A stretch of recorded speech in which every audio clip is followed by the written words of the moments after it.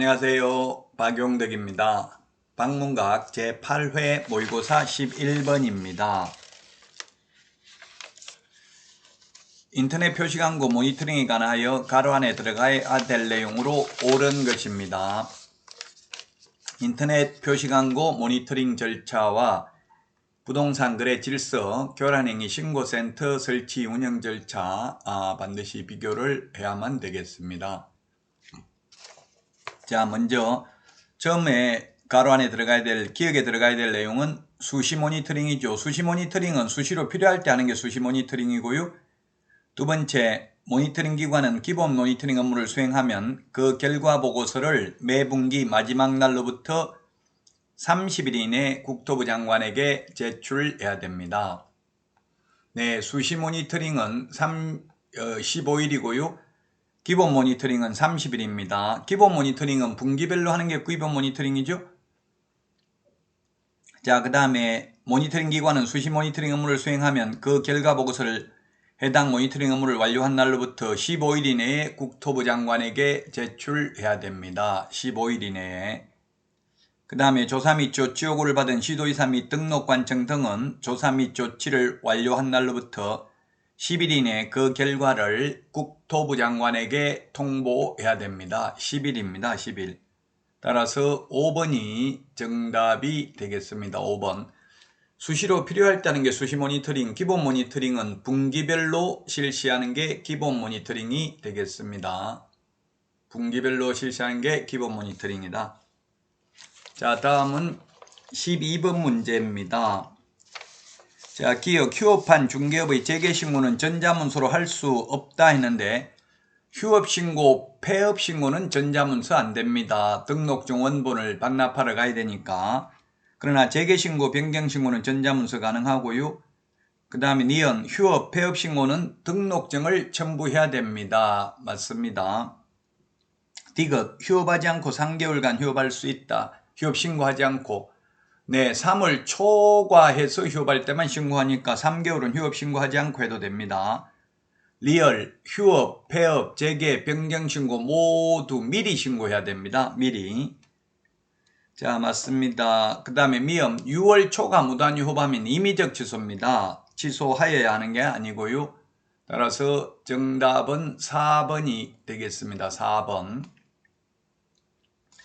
휴업, 폐업, 재개신고, 변경신고 모두 미리 신고해야 되고요. 휴폐업은 등록증 반납하러 가야 되니까 전자문서 안 되고, 재개신고, 변경신고는 전자문서도 가능하고 방문신고도 가능하고요.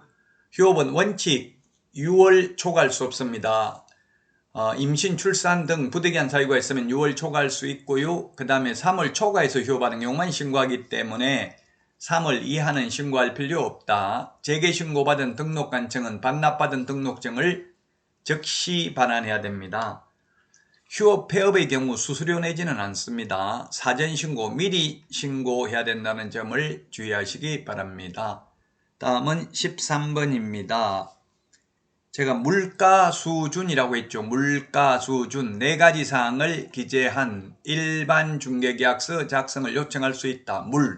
중개상 물의 위치 및 규모입니다. 물가 수준할 때 중개상 물의 위치 및 규모, 물가, 거래 예정 가격, 수, 의뢰인과 개업공개사가 중개 보수, 물가, 가가 거래 예정 가격, 물가 수준 4가지 사항을 기재한 일반 중개계약서 작성을 요청할 수 있습니다. 따라서 아닌 거 됐으니까 답은 3번이 되겠네요. 내외부 시설물의 상태는 없습니다. 물가 수준, 요건 시험에 5년에 한 번 정도 출제됩니다. 해마다 나오지는 않습니다.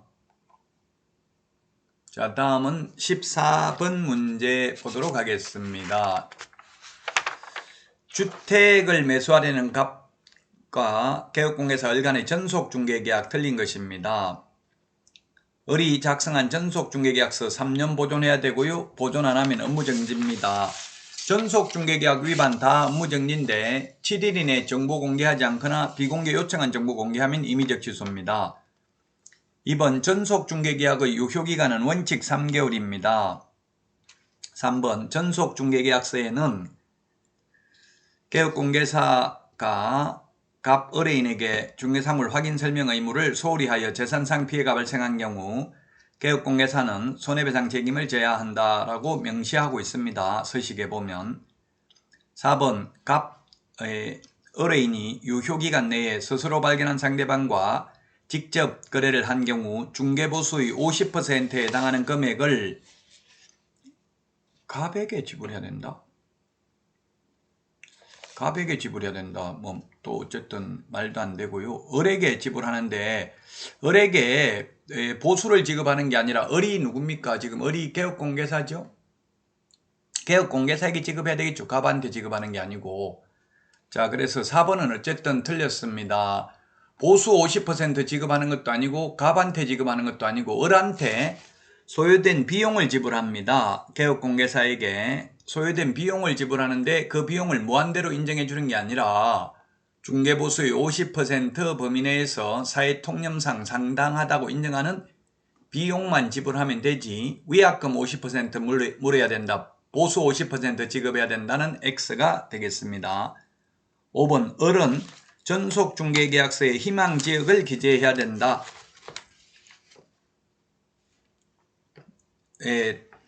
을이 누굽니까? 개업공개사죠. 그 개업공개사 매수 의뢰인하고 할 때는 희망지역도 기재를 합니다. 희망지역도 기재를 한다.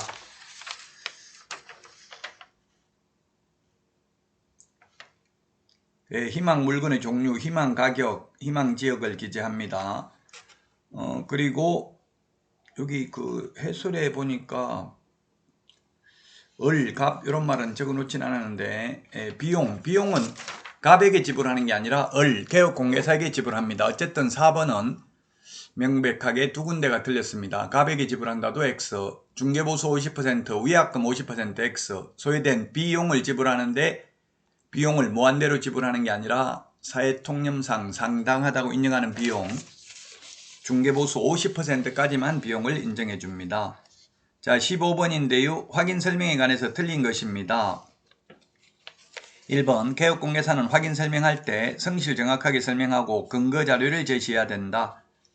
2번 개업공개사는 확인 설명을 위해서 필요한 경우에는 중개사물의 매도, 임대, 의뢰인 등에게 해당 중개사물의 상태에 관한 자료를 요구할 수 있다. 매도, 임대, 의뢰인에게 요구할 수 있습니다. 매수, 임차, 의뢰인에게 요구할 수 있다 하면 X죠. 매도, 임대, 의뢰인에게 요구할 수 있습니다. 그 자료 요구에 불응한 경우는 그 취지를 매수, 임차, 의뢰인에게 설명하고 설명서 서식에 기재도 해야 됩니다. 자, 그 다음에 3번 당해 중개행위를 한 소속공개사가 있으면 소속공개사도 확인설명서에 개업공개사와 함께 서명 및 날인해야 됩니다. 계약서 확인설명서만 서명 및 날인이고 그 외의 모든 서류는 서명 또는 날인이고요. 확인설명서에도 거래 당사자는 서명 또는 날인하도록 입법화되어 있습니다. 자, 4번에 확인설명서를 3년간 보존하지 않는 경우에는 업무정지 사유입니다. 500만원 이하의 과태료 X입니다. 확인 설명하지 않거나 근거 자료 제시하지 않는 경우 500만원 이하의 과태료, 소속공개사가 설명을 하면서 근거 자료 제시하지 않는 경우는 자격정지 사유에 해당됩니다. 5번 개업공개사가 확인 설명하여야 할 권리관계에는 중개사물의 권리자에 관한 사항도 포함된다. 네, 모든 권리관계죠. 등기부에 나타나든 나타나지 않던 모든 권리관계, 예를 들면 유치권, 분묘기지권, 법정지상권 이런 것들도 다 확인을 해야 됩니다. 등기부에 나타나는 것만 확인하면 된다. X입니다. 자, 16번 계약서 작성에 대해서 옳은 것인데요. 1번 계약서 3년 보관해야 된다. 3년이 아니고 5년 동안 보존이라고 되어 있습니다. 보관, 보존 구분의 실익은 없겠죠. 어쨌든 법조문에는 보존입니다. 3년 보존하는 게 확인설명서, 전속중개계약서, 그 다음에 거래계약서 5년 보존이고요. 매수신청 대리 관련 서류 모두 5년 보존입니다. 자, 그 다음에 2번은 소속공개사가 계약서를 작성했다면 소속공개사만 서명 날인하는 게 아니라 개업공개사와 함께 해야 되고요. 3번 법정 서식 없습니다. 국토부 장관이 표준 서식을 정해서 사용을 권장할 수는 있는데 정해진 서식은 없다 현재. 4번 개업공개사는 중개가 완성된 때에만 계약서 등을 작성 교부하여야 하고 중개하지 아니하였음에도 함부로 계약서 등을 작성 교부하면 손해배상해야 됩니다. 이게 기출문제도 나왔고요. 판례도 있는데 즉 가짜 임대인, 가짜 임차인들이 와서 이대로 계약서 적어주십시오. 대서료 드리겠습니다 해서 적어줬는데 은행에서 대출만 해먹고 도망갔다면 개업공개사가 손해배상을 해야 된다. 왜? 진정한 임대인이 맞는지 신분증, 등기사항 증명서, 등기필 정보 등을 통해서 확인하지 아니하였기 때문에. 5번에 확인설명서 교부일자 계약서에 기재되어야 합니다. 계약서 필요제기사항 우리 프린트 9번에 인물계약금 인권조교 교가 확인설명서 교부일자입니다.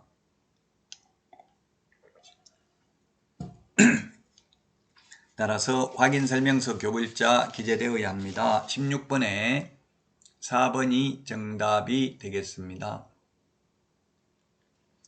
17번입니다. 보정 설정에 대해서 틀린 것인데 1번 개업공개사는 중개 완성된 때 설명합니다. 중개대상물 확인설명은 의뢰받은 경우 완성 전에 설명합니다. 중개상물 확인설명은 취득의뢰인 일방에게만 설명하는데 손해배상 책임에 관해서는 거래 당사자 쌍방에게 설명해야 됩니다. 2번 분사무소 거래사고에 대해서 법인인 개업공개사의 보정기관은 1억원 범위 내에서만 지급할 의무가 있다. 1억원 범위 내에서만 있는 게 아니라 법인의 보정설정 금액, 예를 들어서 분사무소가 2개 있다면 각각 1억, 주된 사무소 2억 하면 4억이죠. 그럼 4억 범위 내에서 손해배상해야 됩니다. 분사무소가 3개 있다면 5억 범위 내에서 손해배상해야 되고요. 분사무소 하나밖에 없다면 3억 범위 내에서 손해배상을 해야 되겠죠. 자, 그래서 2번이 틀린 정답이고요. 3번 공탁기관에서 공탁금으로 손해배상을 지급한 때에는 개업공개사에게 구상권을 행사할 수 없다. 예, 그렇죠. 공탁금 1억 맡겨놓은 거 돌려줬으니까 뭐 구상권 행사할 게 없습니다. 그러나 보험은 1억을 맡겨놓는 게 아니라 보험료만 10만원 냈거든요. 그래서 손해봤기 때문에 구상권, 보험이나 공제는 구상권 행사할 수 있죠. 4번 개업공개사의 고의로 거래 당사자에게 재산상 손해를 발생하게 한 경우에도 보증기관은 보증금을 지급할 책임이 있다. 예, 개업공개사의 고의가실, 고용인의 고의가실, 그 다음에 다른 사람의 중개행위 장소로 제공하여 의뢰인에게 재산상 손해가 발생한 경우 손해배상 책임이 있습니다. 5번에 개업공개사는 보정설정 증명서류를 분사무소 안의 보기 쉬운 곳에 게시해야 됩니다. 등수사보자, 사업자 등록증도 게시해야 됩니다. 자격증 원본은 부칙개공은 없기 때문에 게시할 수 없습니다. 자, 다음은 18번 문제입니다. 틀린 것은 했는데 교육제도 시험에 반드시 나오죠. 사정교육, 즉 실무교육, 경매실무교육, 직무교육은 유효기간이 1년입니다. 교육받고 1년 안에 개업하거나 취직 안 하면 다시 받아야 되고요. 그만두고 1년 안에 다시 취직하거나 개업하려면 안 받아도 됩니다. 자, 2번 연수교육은 법률 지식이 틀렸네요. 법률 지식. 연수교육은 법률 지식이 아닙니다. 법률 지식은 실무교육 내용입니다. 연수교육은 법제도의 변경사항에 관한 내용을 강의해야 됩니다. 연수교육은 2년마다 한 번씩 받으니까 법제도의 변경사항, 실무교육은 초보자니까 법률 지식이 들어가야 되고요. 나머지 부동산 중개, 경영실무, 직업윤리는 똑같습니다. 그래서 18번에 2번이 틀렸습니다. 법률 지식 때문에. 자, 그 다음에 3번 중개보조원은 고용신고일 전 1년 이내에 시도의사 또는 등록관청이 실시하는 직무교육 받아야 되고요. 4번 연수교육 시간은 12시간 이상 16시간 이하. 5번 실무교육 받은 개업공개사는 교육받은 후 2년마다 시도의사가 실시하는 연수교육을 받아야 된다. 그렇습니다. 연수교육은 개업공개사, 소속공개사만 받습니다. 그래서 시중에 있는 어떤 출판사 거 보니까 모든 임원 실무교육, 연수교육 다 받아야 된다. O라고 돼 있던데요. X죠. 실무교육은 모든 임원 받는 거 맞는데 연수교육은 자격증 있는 임원만 받으면 됩니다. 자격증 없으면 소속공개사가 아니기 때문에 그렇습니다. 자, 19번 금지 행위에 해당하지 않는 거 되는데 1번 직접거래 금지행위죠. 직접거래 의뢰인과 개업공개사가 직접거래 금지행위입니다. 자, 그 다음에 2번 왕따 시키는 거 공동중개 제한 금지행위입니다. 그 다음에 3번 업무상 알게 된 개발업자로부터 입수한 확정되지 아니한 개발계획을 이용하여 타인에게 그 지역 임야를 매입하도록 권유하여 매매계약을 체결하였다. 거짓된 은행, 그 밖에 의뢰인의 판단을 그르치게 하는 행위입니다. 확정되지 않은 개발계획이니까요. 확정됐으면 해도 되겠죠. 물론 이건 조금 논란의 여지는 있습니다만 개발계약이 아직 확정되진 않았지만 가능성이 있다 이렇게만 말했다면 또 거짓된 은행이라고 볼 수는 없겠죠. 그 문제의 출제 취지상 이거는 거짓된 은행이라고 봐야 되겠고요. 4번 일방대리는 금지행위 아닙니다. 쌍방대리가 금지행위죠. 명백하게 답은 4번입니다. 쌍방대리는 금지행위지만 일방대리는 금지행위 아니다. 자, 그 다음에 5번 미등기 전매 등 투기를 조장하는 행위 금지행위입니다. 그래서 4번이 법 제33조 금지행위 아닙니다. 자, 다음은 20번 문제 보도록 하겠습니다. 중개 보수와 관련된 내용입니다.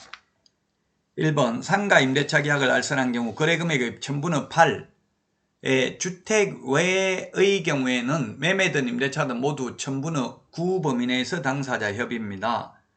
2번 지자체 조례를 잘못 해석해서 법을 몰라가지고 더 받았다. 그래도 처벌받습니다. 어느 누구도 법을 몰랐다고 간주되지는 않습니다. 그 다음에 3번은 중개대상물 소재지가 아니라 사무소 소재지 관할 시도 조례입니다. 이 3번 지문이 시험에 10번 이상 나왔는데요. 출제위원들이 실무를 모르기 때문에 그렇습니다. 전국에 우리나라 16개 시도 조례는 사실 똑같습니다. 그럼에도 불구하고 시험에 나오면 사무소 기준입니다. 중개대상물 소재지 기준이 아니고요. 4번 중개보수 지급 시기는 의뢰인과 개업공개사 간의 약정이 없는 경우에는 거래대금 지급이 완료된 날입니다. 매수신청 내리보수는 매각대금 지급 기한일입니다. 약정 없으면. 자, 그 다음에 5번은 계약금 등의 반환채무 이행보장에 소요되는 실비는 매도 임대의뢰인이 아니라 매수 임차 의뢰인한테 받을 수 있습니다. 권리관계 등의 확인에 소요되는 실비는 매도, 임대, 의뢰인한테 받을 수 있죠. 자, 여기까지 하고 다음 시간에 찾아뵙겠습니다. 수고하셨습니다. 안녕.